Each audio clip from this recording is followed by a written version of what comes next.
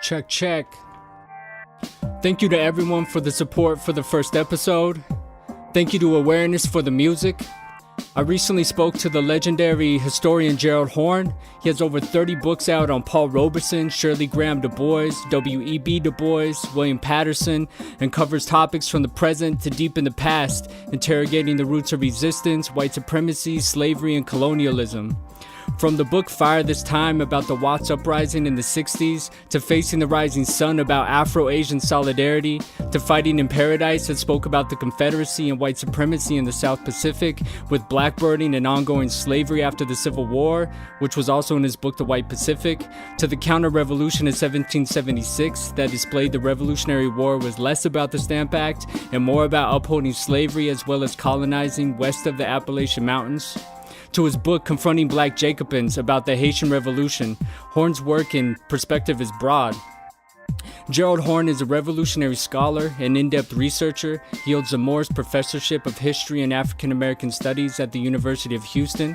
I had interviewed him previously for an article titled Decolonizing the Classroom, Embracing Radical Internationalism, that is up on Truthout and also in the journal Radical Teacher. Today I spoke to him about his new book, The Apocalypse of Settler Colonialism, The Roots of Slavery, White Supremacy, and Capitalism in 17th Century America and the Caribbean. We dug into topics ranging from his teaching philosophy, Enlightenment philosophers and the extension of white supremacy, Nathaniel Bacon, the Glorious Revolution, ongoing examples of colonialism such as families being separated at the border, and current anti-fascist movements.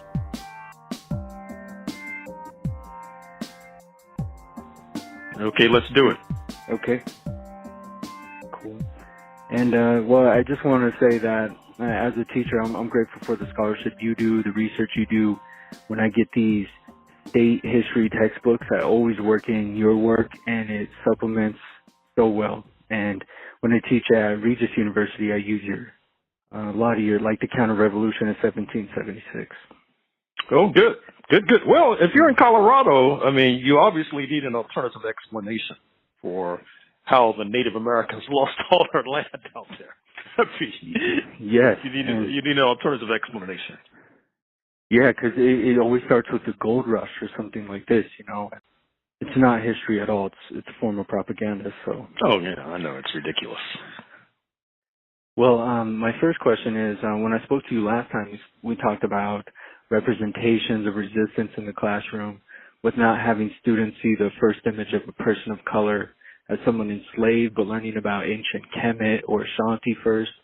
Can you speak about your teaching philosophy and how this relates to the work you do? Well, I accept wholly and fully the predicate of your question.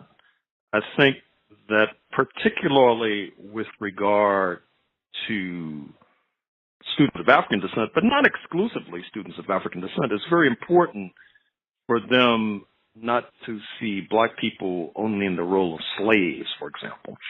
And even if dealing with the inevitable, unavoidable history of enslavement in North America, which, by the way, also ensnared millions of indigenous people as well, it's important to portray them as actors, that is to say, as seeking to collaborate with the enemies of their enslavers, for example. Of that, there is abundant evidence, and one of the many scandals of historiography in the United States is not dealing with that history, which I think leads to a misimpression that the slave population was inert, or as the designer / rapper Kanye West said, that 400 years of slavery is a choice, basically. I mean, that kind of opinion comes clearly from this idea of presenting enslaved people as passive. Mm-hmm. Now, with regard to teaching, particularly history of North America, I think number one, students need an explanation of why we're speaking English in the first instance, particularly given that, as I say in my book, The Apocalypse of Settler Colonialism, that in the early 1600s, England was fundamentally a minor power in Europe. And students need to understand how this minor power in the early 1600s became a major power by the late 1600s. And of course, the answer, in brief, is slavery.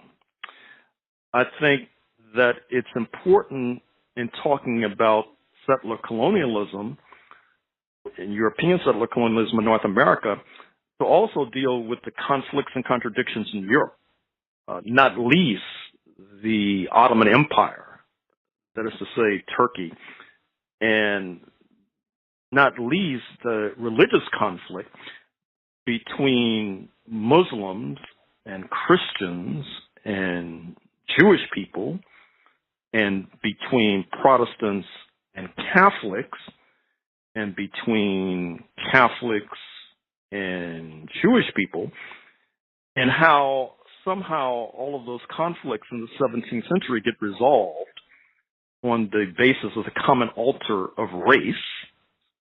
That is to say, it reminds me of the Michael Jackson video, Beat It. Have you remember that video? Oh yeah. Mm-hmm. You know, you have the two gangs, and then Michael Jackson comes between them and sort of reconciles them.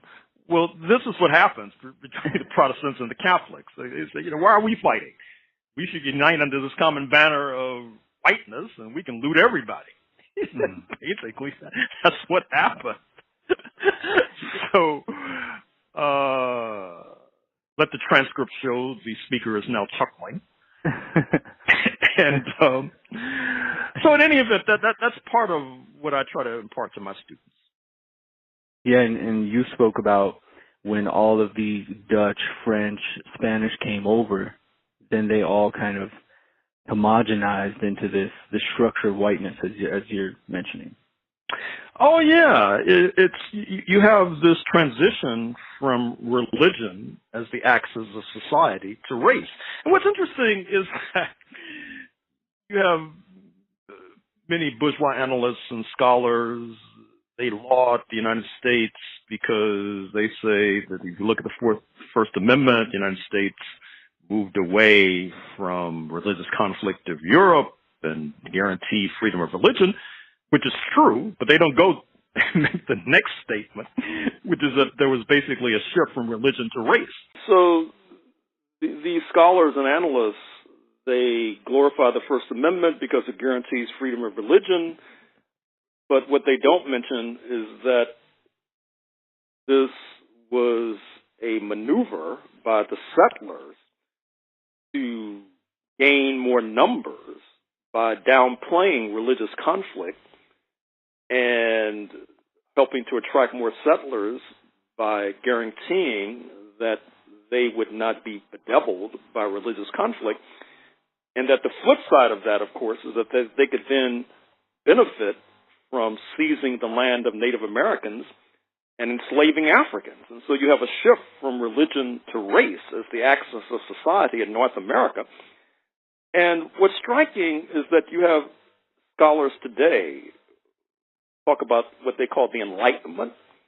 And you would think that the Enlightenment, that is to say, this move away from religion and towards what might be called a rational or materialist approach, came solely and exclusively from the heads and the brains of geniuses, as opposed to being an adaptation to facts on the ground in North America in particular, and in colonial settings, whereby you needed to broaden the base for settler colonialism by extending and expanding it beyond religion, and then drawing up on a population pool that stretches from the Atlantic to the Ural Mountains in Russia, that is to say, the population that could be defined as white, and even dipping down into the Arab world to define them as white too. Danny Thomas, a popular comedian of the 1950s, was of Syrian origin.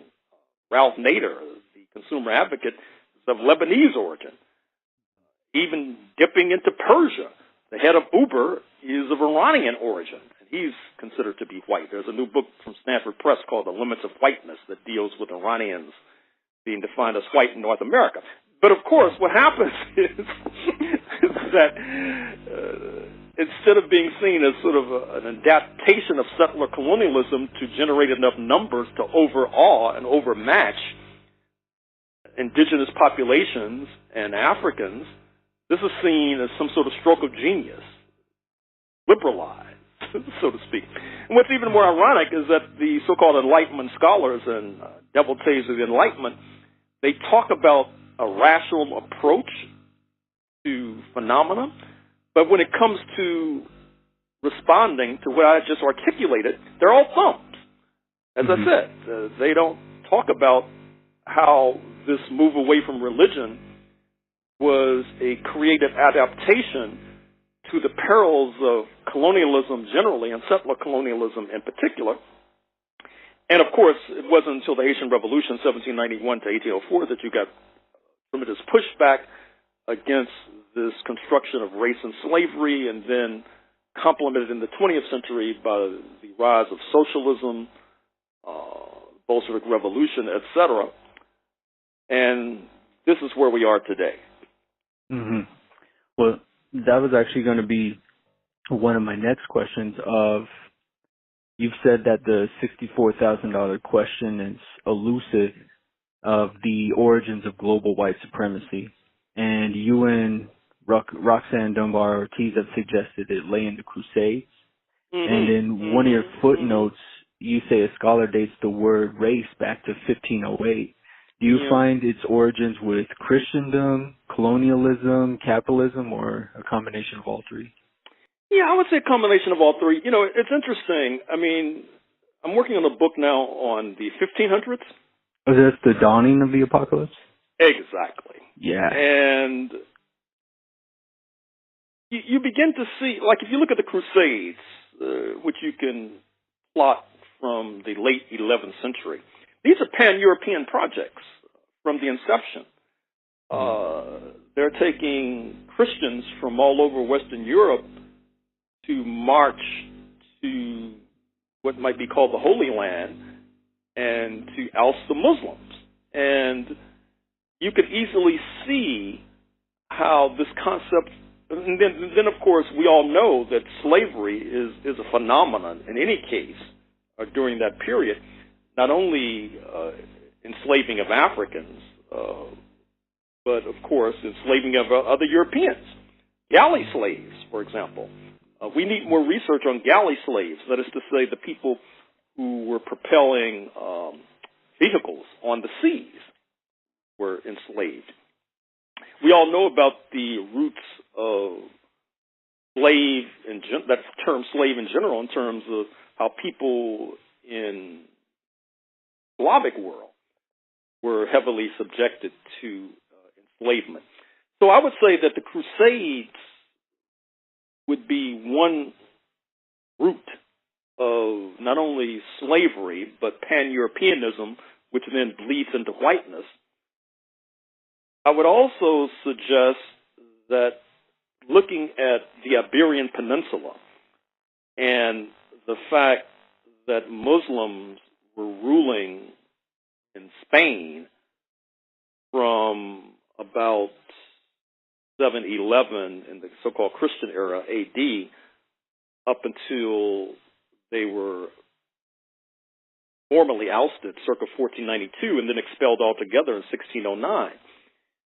And this conflict in Spain between Muslims and Christians is, it seems to me, a predicate for the construction of whiteness, not to mention the expansion of Spain across the Atlantic, and indeed what befalls the Muslim population on the Iberian Peninsula in the 1500s is strikingly similar to what befalls the indigenous population of the Americas and Africans as well in the 1500s, that is to say, falling victim to enslavement.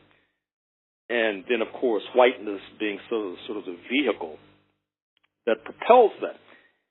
Another aspect that I think we're going to have to deal with is what's happening in the 1300s with the African leader Mansa Musa.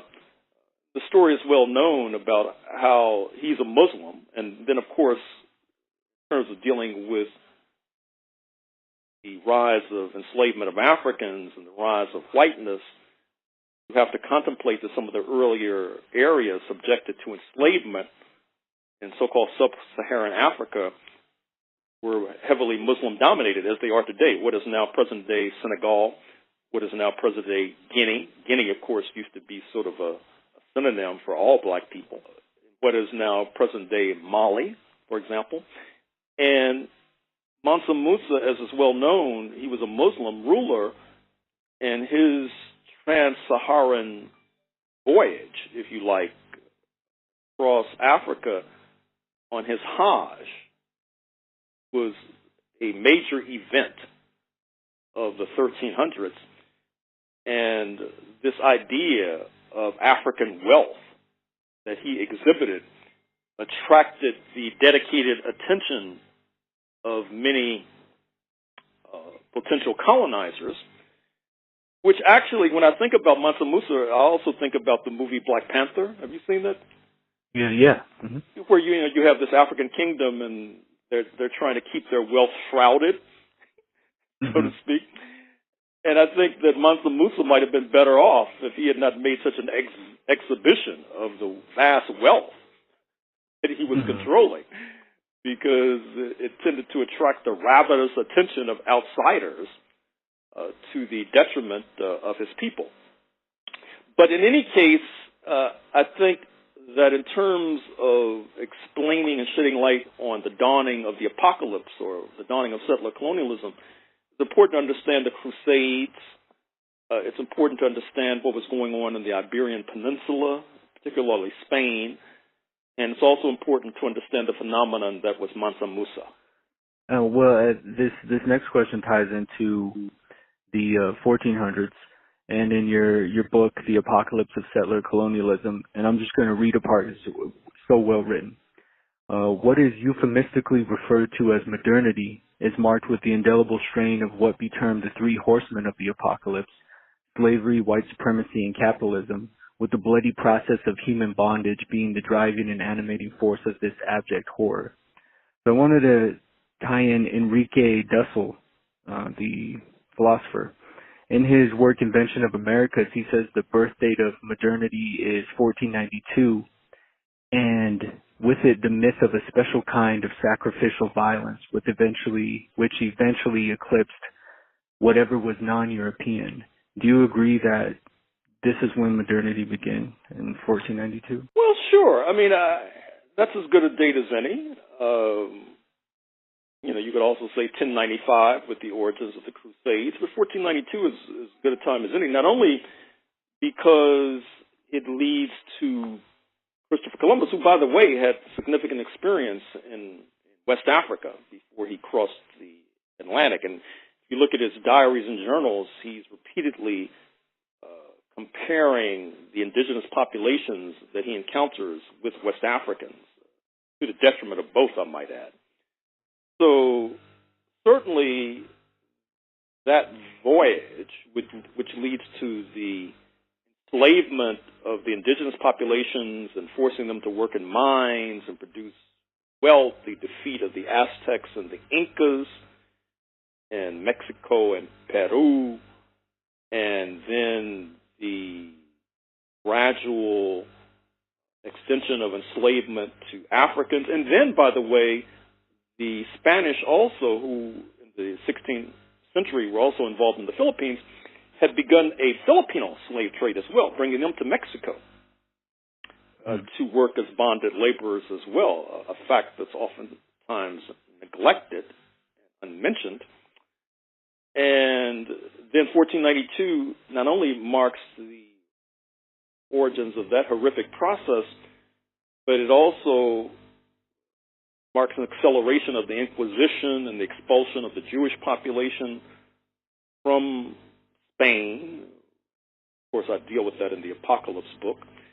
And of course, as I said before, the beginning of the final defeat of the Muslims and their final expulsion by about 1609. So, yes, I think that seeing 1492 as a turning point is quite appropriate. Mm-hmm. Well, I want to move up a little bit now to 1676 with Bacon's Rebellion, and you say this was a turning point, creating a cross-class collaboration between and among Europeans that has yet to disappear in North America, the headquarters of settler colonialism. And as you point out, some on the left or some historians are split on this, and they portray this, as you say, a revolt from below targeting an elite is ipso facto righteous.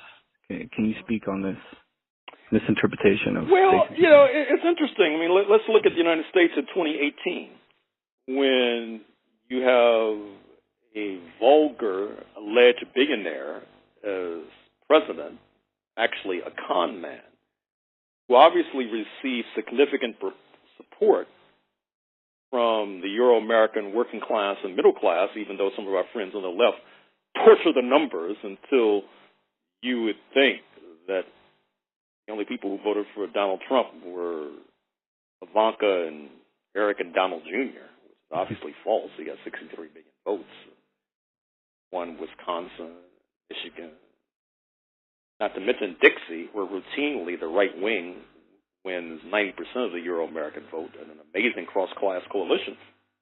Yeah. And so what I'm suggesting is that obviously we need a new interpretation of the history of the United States and the history of its origin as a settler colony. And Bacon's Rebellion is something of an exemplar because it represents the kind of class forces that you see then materializing in 2016 November. That is to say, in Bacon's Rebellion, you see that those increasingly defined as white are rising up against London and the colonial structure because they don't think that the colonial structure is moving rapidly enough and aggressively enough to seize the land of the Native Americans.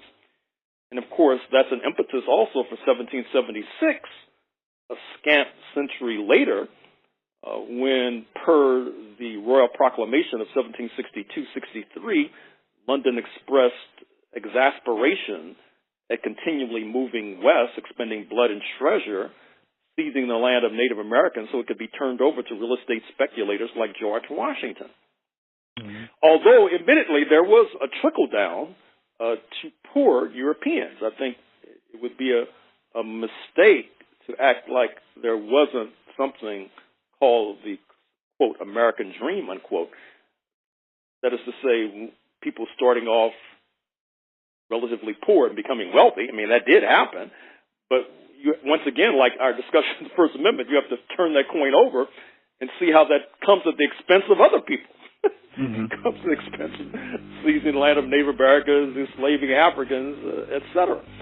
And so London was faced with a real dilemma in 1676 because at the same time, the Caribbean, particularly Barbados and Jamaica, were quite typically on fire.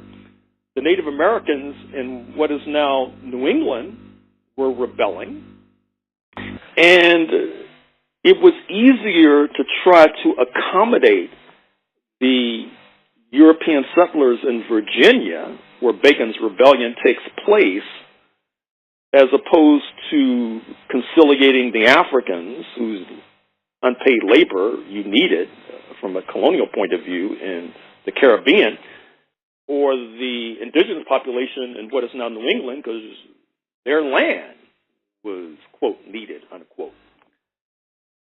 So this leads, of course, to the accelerated move away from religion as an axis of society to race, whereby you could accommodate and conciliate poor Europeans, giving them a social promotion through the device of whiteness, and also try to seize more Native American land to accommodate them, and also move away from indentured labor, which was quite horrific in terms of its exploitation and move more towards enslaved African labor, which you also see after 1676. So, as I say in the book, 1676 is a real turning point in the history of settler colonialism in North America. Yeah, and this is also when a lot of that new legislation was introduced into Virginia as well, that really gave more of a foundation of what whiteness was to be. Oh, sure. It's, fortunately, we have a substantial literature on whiteness. It's been one of the major innovations, I would say, in scholarship in recent decades. And so you can trace this quite adequately through the existing literature. Well, my next question, I think you already kind of answered, but what I was saying was, you mentioned that Nathaniel Bacon was from a wealthy family. He created this bridge to colonize indigenous land. I was going to say, do you see intersections with him and Donald J. Trump, his attack on the Latinx Chicano population, and his instant approving of the Keystone and Dakota Access Pipeline? Well, clearly. I mean, obviously. And it's becoming more ominous by the day. What Donald J. Trump is doing, which sadly and unfortunately many of our progressive friends have not, is he's globalizing, he's internationalizing his movement. If you notice, as we speak, he's castigating Prime Minister Theresa May in London and touting as a potential successor Boris Johnson, her recently defrocked foreign secretary, who is to her right.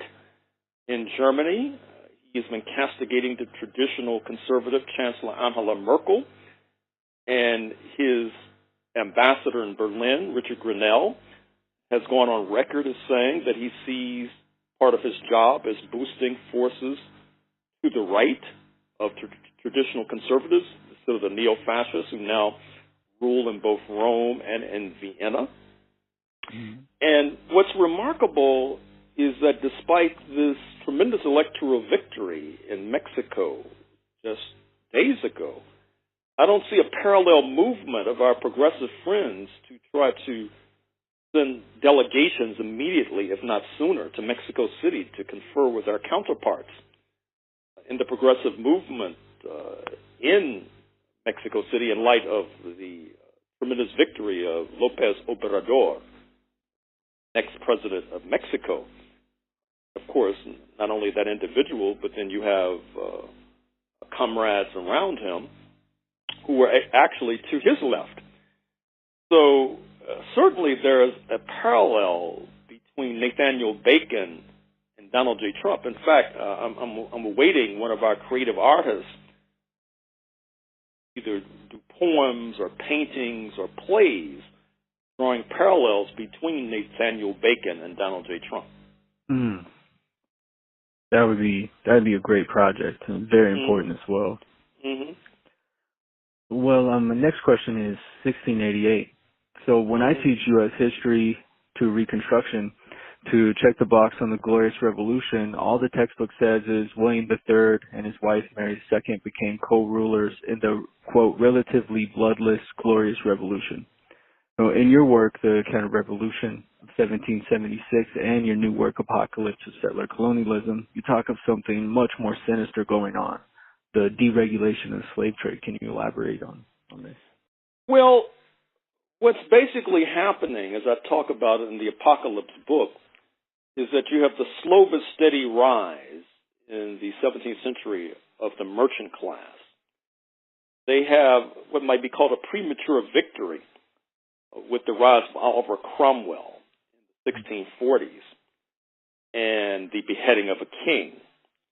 And, of course, one of the turning points comes in 1655 when under Oliver Cromwell, the English are able to oust the Spanish from Jamaica, which opens up more land for European settlement, opens up more avenues for enslavement of Africans, leads to the sugar boom, creating more wealth, pouring into the coffers of London, which allows London to build more ships to joust with the Dutch, who were a permanent power at that time, more ships to try and transport the sugar across the Atlantic to other ports, more ships to transport settlers into the Americas, more ships to transport enslaved Africans, leading to, of course, you have a working class building these ships, planting the seeds of capitalism.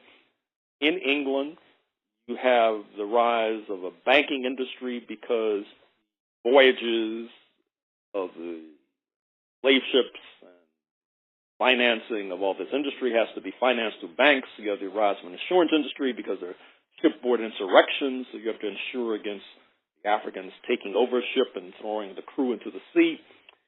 So you have a circle devoid of virtue being created, generating tremendous wealth, which in some ways is at odds and in contradiction with the power of the monarch, who is seeking to keep the African slave trade in particular under the thumb of the monarch per the organization or the Royal African Company in 1672.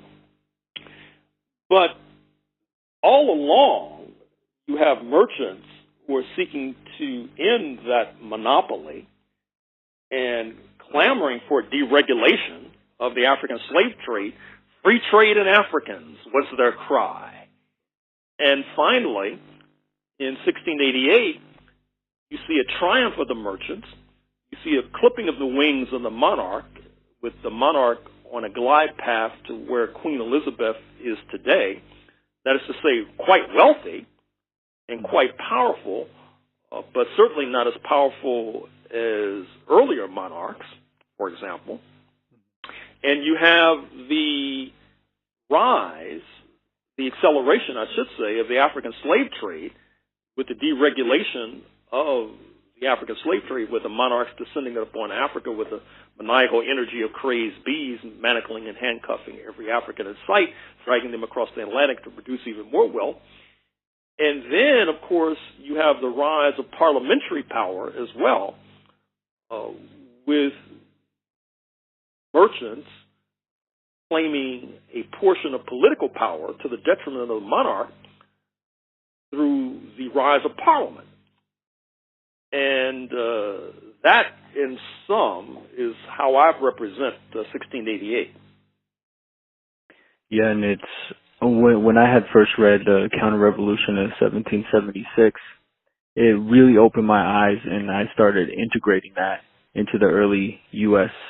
North America history class. So thank you for that in your work. So this next question is in response to migrant families being separated.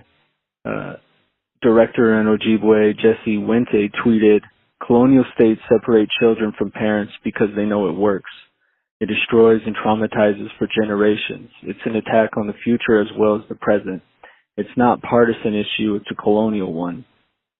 Can you speak on this and this long legacy of colonialism and white supremacy, this timeline you've drawn out?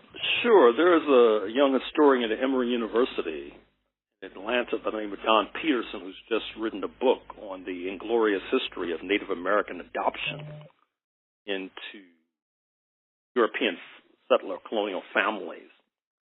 And you can draw a straight line from that dastardly history to recent scandals, for example, not only on the Texas-Mexico border, because what's going to happen now is that the alleged inability to find the parents of some of these youth who've been sequestered lead to their being doled out to U.S. families. But simultaneously, if you look at what's been going on in El Salvador for years now, you've had a kind of fraudulent adoption industry taking place where youth from El Salvador are being adopted by U.S. settler families, oftentimes by means that are hardly fair, mostly foul. And then it reminds me, actually, I think this is one of your fellow Coloradans, U.S. military officer in the 19th century, who most infamously said that nits make lice. And so, therefore, you not only have to deal with Native American adults, you have to deal with Native American infants. Was They that grew up to be Shivington? adults. Yeah, I think that was Shivington. Yeah, John Shivington, yeah. Because they grew up to be adults. So, given this history, and also given the history of U.S. foreign policy, for example, in the 1970s, U.S. imperialism supported the Argentine junta, which was quite notorious for seizing the children of leftists and dissidents, throwing the parents into the Atlantic Ocean, and then doling out the children to be adopted by military officers in the junta. In fact, that policy was so notorious it led to a quite affecting film, which I recommend, called The Official Story. It's an Argentine film. Mm. So then, of course, we don't even have to talk about the African slave trade, which quite notoriously the images are rampant of slave owners and slave traders ripping infants from the arms of weeping mothers and selling the mother down the river and selling the infant down another river. In fact, it's so notorious it was a key and penultimate scene in the TV series Roots, which played on U.S. television, and of course there was a second version that came out a few decades later. So these are, shall we say, open secrets. They're not secrets at all, in fact. They're open scandals. I think that's the better phrase that can be used. Mm. Yeah, and these things tie right back into the Carlisle school of separating Native Americans and trying to take away their culture as well. There's cultural genocide that took place. Oh, clearly. It's a clear case of appropriation. And, you know, it's interesting, doing this research of the 1500s and dealing with the Muslim population in Spain, for example, after the Muslims are ousted after ruling for hundreds of years. And so the new Christian authorities, they ban certain dances that the Muslims used to engage in, certain food and recipes that the Muslims used to engage in. And it's a very curious form of not necessarily cultural appropriation, but cultural liquidation, which is also a phenomenon that we have witnessed under settler colonialism in North America. And you also had European philosophers kind of aiding that, right? Like you spoke about Montague saying Islam was despotism. Yes. Well. Right. Well, I mean, this whole conflict, the circa 1512, it's fair to say that the Ottoman Turks probably had the most powerful military. And in the Apocalypse book, I posit that the defeat of the Ottomans in 1683 at the gates of Vienna was a turning point in terms of the rise of Western Europe, settler colonialism, because actually up until the early 19th century, you still had cases of U.S. nationals, Euro-Americans, being kidnapped and enslaved off the coast of North Africa. Although it begins to decline after 1683. And once Western Europeans ran less risk of being enslaved themselves as they sailed southward into Africa, that is to say, being enslaved in Algeria or sold into the slave markets in Istanbul, with 1683, there's less of a chance for that, even though, as I said, it continues up until the 19th century. And so this whole question of Islam is a major factor that is not only rearing its head in the 21st century, but this conflict between Muslims and Christians has been a staple of European history, stretching back to the founding of Islam in what might be called the 7th century.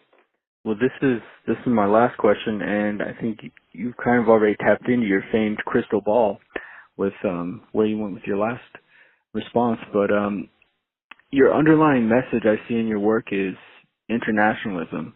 And you end your book stating, the impact of global currents on nefarious domestic trends should remind today's strugglers that their interests would be better served by spending less time debating with the American Civil Liberties Union about the rights of fascists and more time conversing with potential and actual allies in Beijing, Moscow, Havana, Brussels, Pretoria, and elsewhere. Can you speak about how throughout U.S. history, such as Chile or Guatemala, the U.S. has supported fascism in its foreign policy, the roots of slaves, and the current attack on Antifa, such as anti-mask legislation in the U.S. and the current anti-fascist movement? Well, I've been thinking about Chile a lot lately, because I'm quite familiar with the overthrow of the socialist government on September 11, 1973, of Salvador Allende and the rise of Augusto Pinochet. And one of the reasons I've been thinking about it is because many progressive Chileans were just shocked by the rise of fascism. They thought that their democratic structures were less fragile and brittle than they actually were. And it reminds me of the United States, because people in the United States can be shocked by the rise of Donald Trump, his neo-fascist trends. They overestimated the strength of their, quote, democratic institutions. Although I must say that people in the United States have less reason to be shocked than the people of Chile. Even though, of course, you had settler colonialism in Chile, and you had a certain level of enslavement in Chile as well, but not to the dimensions you had in North America.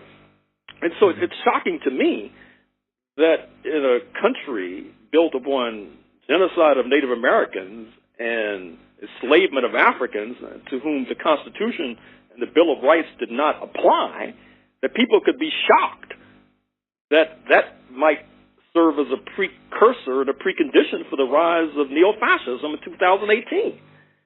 I mean, obviously, there's been an overestimation, it seems to me, of democratic traditions in the United States, which, of course, brings us to Guatemala and the overthrow of the Arbenz government in 1954 and the subsequent studies that suggested that U.S. imperialism helped the Guatemalan military execute a kind of genocide against the indigenous population of Guatemala. My next book deals with Southern Africa and the neo-fascist trends that preceded 1994 and the election of Nelson Mandela, supported all along the line by U.S. imperialism. So, and then, of course, I've already spoken about how the Trump team is bolstering neo-fascists in Rome and Vienna and Berlin and elsewhere. So, obviously, we have a lot of work to do. I mean, that's for sure. But I think our work could be facilitated if we had a clear understanding of how we got to this point, and if we cast aside these fantasies and illusions that masquerade as U.S. history. Yes.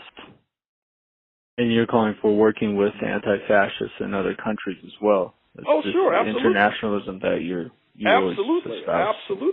Absolutely. Reference what I just said about delegations to Mexico City to begin with. Exactly. Well, thank you so much for speaking to me. As always, I'm so grateful to talk to you, and I always learn so much. Anytime. Take care of yourself. Thanks again to Awareness for the Music. I hope you enjoyed this episode. Please subscribe and rate the show, spread the word, and send me any questions or guest suggestions or anything else to my email, timeraps@riseup.net.